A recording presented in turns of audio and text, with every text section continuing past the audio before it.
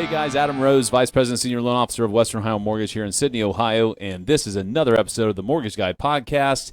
And today we get to know Kyle Doak of Corporate Media Solutions. Kyle, thank you for coming on the show. Yeah, thanks for having me on. I appreciate it. So what I've started doing to kick this thing off a little bit is we've been asking people about their irrational fears, and you don't have one, right? Which you had a fun story at the beginning of which we might use.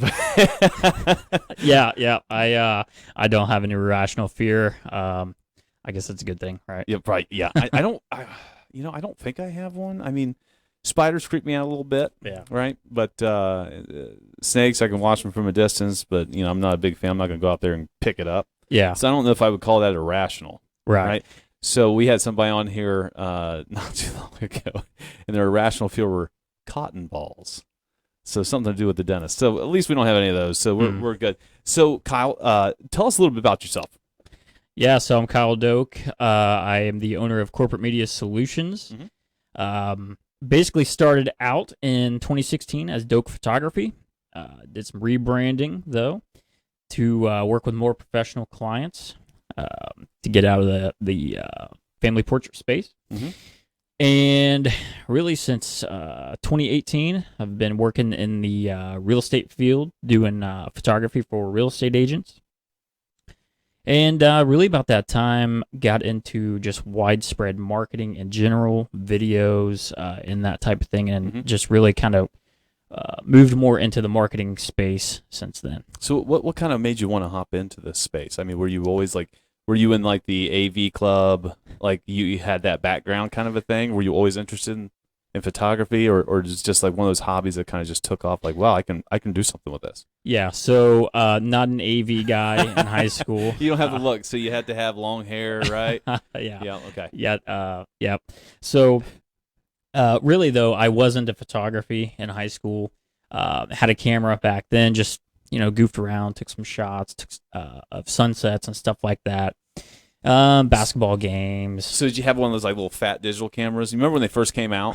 I remember when I was in high school and they came out, it was huge, right? You didn't have this massive camera, and we thought these digital cameras were just the cat's ass, right? But they were huge. You put them in your pocket and couldn't travel anywhere. Remember, because cargo shorts were a big deal. So like you want something there, they're banging against your knee all the time. Right. Yeah. Is that what you started off on? Yep, pretty much. Yeah. It was. It did not have a removable lens, so it was kind of a big, bulky item. Right. I had to carry it around in the case. There was, like you said, there was no putting it in the pocket. Right. Sure. No, it did not work. I remember when I was to travel in college, and I'd have one of those things. It just didn't work out very well. So your company was formed in what year was it?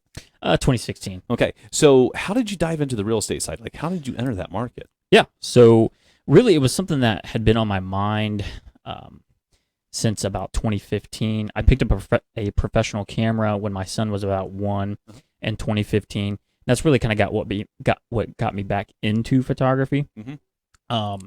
But so it was on my mind to do real estate photos. I kind of saw a gap in the market locally. It wasn't really something that anybody was doing. You're right. So I had a friend, shout out Camille Lambert. Yep.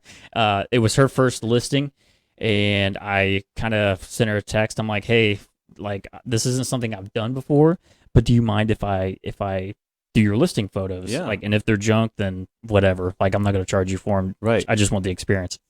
So they actually turned out really well. That property went under contract within a couple of days. Did you get some comments on the photos? Yeah. A lot of people liked the photos. Very nice. So that's really where it kind of took off. And after that, got involved with our mutual friend, Nikki Loudenbach. Yeah. Mm-hmm. Started doing some work for her. And really, after that, it kind of took off, kind of started working with several different agents to the point now where I work with about 20 agents. Oh, wow. From Dayton all the way up to the Findlay area. Very good. Now, do you do anything with drones? Yes, I do. Aerial photos, aerial video, that whole line of work. That seems to be like a really cool add-on to the photos, right? Doing like a property view or flying around it. I think that's really neat, and it really drives a lot of attention to that property when that listing hits the market. Oh yeah, definitely. Usually my recommendation is like 3 acres and above. Like you got to get some aerial photos just because you're not going to be able to show that depth. You don't like to show the neighbor's house in the city? I mean, that's definitely an option. Don't mind the alley trash cans and the cats. That's not part of the property. Don't mind the broke down car in the neighbor's don't worry backyard. about that. Don't pay attention to that. Very good. So we went into real estate. We started doing that. Started getting the listings. It kind of blew up from there. Yeah. You started changing your image a little bit, right, to corporate media solutions. Yeah. You said you wanted to be able to be a little broader, right, in who you can help. So what all do you do at Corporate Media Solutions outside of that real estate realm? Yeah, so really a lot of what I do is video related.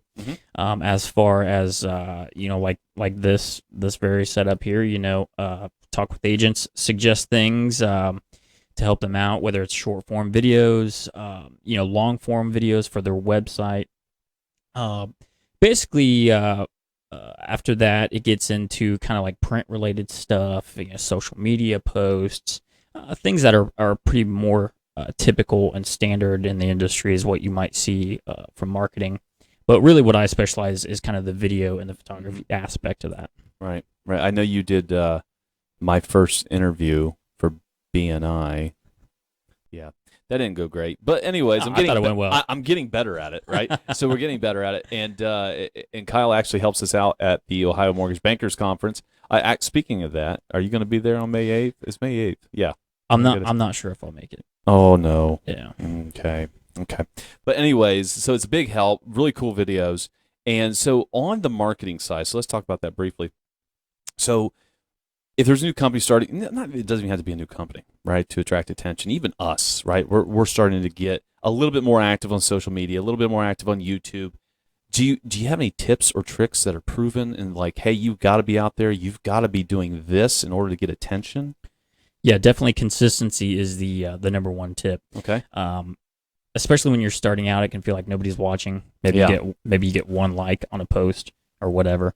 But keeping that consistency of posting, whether you're wanting to post every day, whether you're wanting to post once a week, probably not a good idea just to post once a month.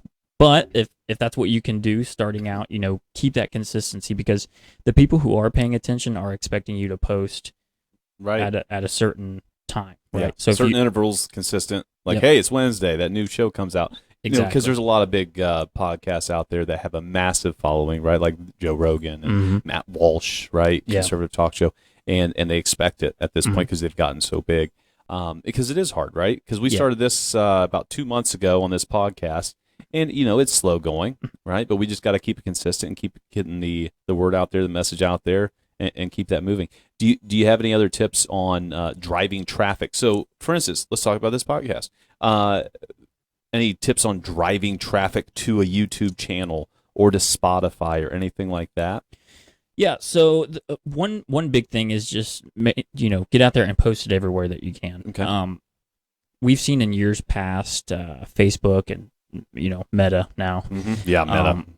Have been they were really good. You could get out there, you could get a ton of traction with organic, and now it's basically for a business like you just got to pay. Yeah, it's changed a lot, hasn't it? Yep.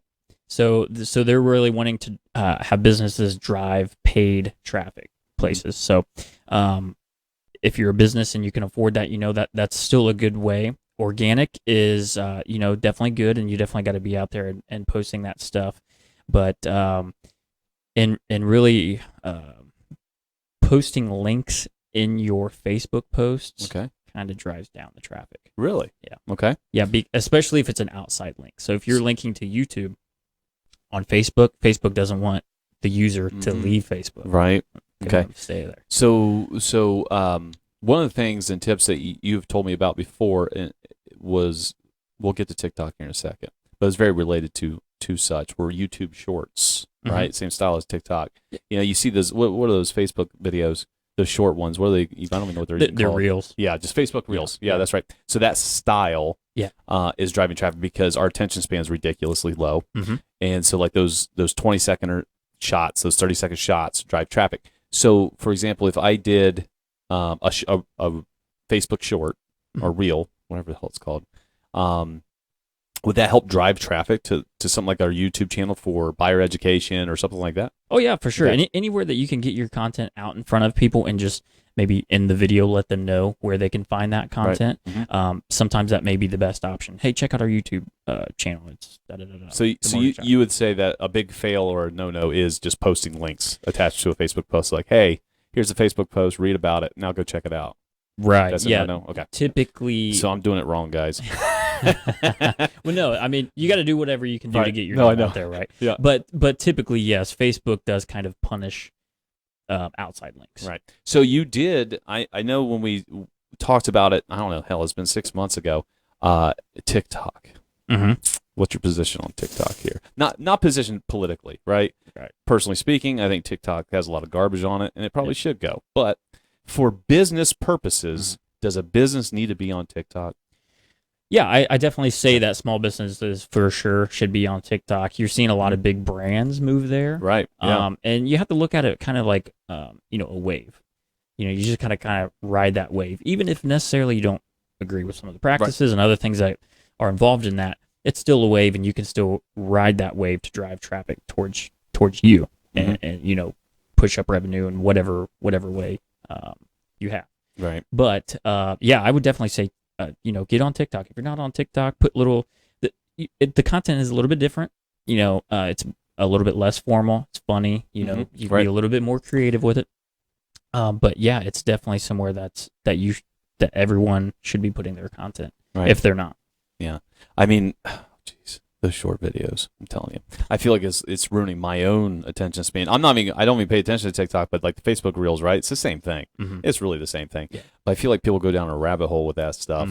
And so you look up and it's 2 hours later. Oh my God. I just laid on the couch and watched these videos. I feel dumber now. Have you ever felt dumber after watching a video before? Yeah. Yeah. So TikTok's effective. Short videos are effective. Do we have any tips or tricks on websites or anything like that? Now that's a little piece that you do also at Corporate Media Solutions, right? Yeah. You play with their website. What all do you do there? So we do website design. We set up, websites for businesses. And to your question of tip for websites, you want what we call lead gen magnet right at the beginning. So you typically see this as like a pop-up. You go to a page, it pops up, and typically it comes up with, hey, sign up for our email list and get this free offer. What a lot of people are doing now is you get it's more of like a kit.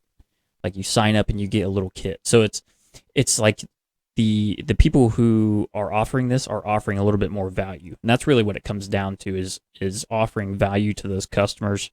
And so that when it's their time to buy, they'll come back to you because you provided them value. They will remember your business when they're looking to buy. I was told by someone that does a lot of SEO work, right? Search engine optimization, for people that don't know what that acronym stands for, is when someone lands on your page and they're searching for a product or a service or whatever it might be, they have no idea who you are. They land there. 8 seconds is how long you have to grab their attention to keep them there. Is that correct? Does that sound right? Correct. It is an amazingly short amount of time. Yeah. That's not even enough time to even read the title of where you are at. 8 seconds. So that's why we have them on here is giving businesses some tips on what they can do to beef up their social media presence, beef up their website design to keep clients there. Because I'm sure the metrics and the analytic side of it, right? All the numbers on if you ask for information, it probably falls off a cliff, doesn't it? I mean, so in the first 8 seconds, if you're like, hey, give me this, give me this, give me this, if you want anything from us, it's probably ridiculous. Like exit, no, I'm good. Yeah, no phone number. It's usually like a 1% rate. Yeah, which I mean, basically then comes down to numbers. If you're bringing in, you want to bump up those numbers. If you've got 100,000 people coming to your website, yeah. So you just want to bump up those numbers. Very good. All right. So last little piece here that I want to talk about. Not even business related, but I have to ask everybody: do you have any kind of crazy real estate related story or anything in your industry that's like, this is what happened, man? It's nuts. Like I have a stalker now, and and I have a restraining order against them. They keep. So what do you got? No, nothing quite that dramatic. I honestly, the agents that I work with are pretty great at like handling details and making sure things are set up correct. I will say I did have a client one time. When so in my line of work, sometimes I'll show up, get a lockbox code, show up, nobody's there. Right. It's just simpler for me. It's simpler for the agent and the homeowners, depending on the circumstances. But so anytime that happens, I always knock on the door still, announce my presence. Right. Hey, real estate photographer here. Yeah, everybody's packing around here, so you got to be careful. That's right. And so that situation comes up, get a lockbox code, do the whole spiel, knock on the door, announce my presence. Don't really hear anybody there. Do the entire main floor, go upstairs, do the entire upstairs. And I go to the particular part of this house that is near the basement stairs, and I'm hearing like somebody talking downstairs, and I'm like, what? You creeped out a little bit. I'd be creeped out. Yeah. So I listen for a little while longer, and I realize it's a movie playing. And so I open up the door and talk very loudly so anybody down there can hear me. And basically, to make a long story short, one of the owners was there in the basement. Just hanging out in their underwear, watching a movie. Yeah. I was afraid it was going to be worse than that, though. No. So I'm just like, hey, I'm up here. Yeah, don't worry about They're me. Like, it wasn't are you ready for R. the basement? Yeah. I'm like, yes, I am. Can you put some pants on, Yeah, sir? yeah. It's 11 a.m., right? Yeah. Time to get up. So nothing too crazy. Yeah, but that's the extent of it. Yeah, that's not too bad, right? All right, guys, that's going to be it for us this week. Now, what's the best way to contact you at Corporate Media Solutions? Is it email best, phone number? What do you got? So email and phone number are both great options. You can visit my website, www.corporatemediasolutions.us. Send me an email at kdoak@corporatemediasolutions.us. And what we can do is we can take that contact information. We'll plug it in onto the YouTube video as well. So you'll be able to contact Kyle Doak at Corporate Media Solutions if you guys need some help with your video marketing, your social media marketing, updating your websites, whatever it is. He'll be able to help you out and optimize getting your clients the information that they need and drive more traffic. That's it for us this week, guys. So we will see you next week. Remember, when you watch the YouTube video, click it, like it, love it, share it with your friends, and subscribe on YouTube, and check us out on Spotify and Apple Podcasts, and we will see you next week.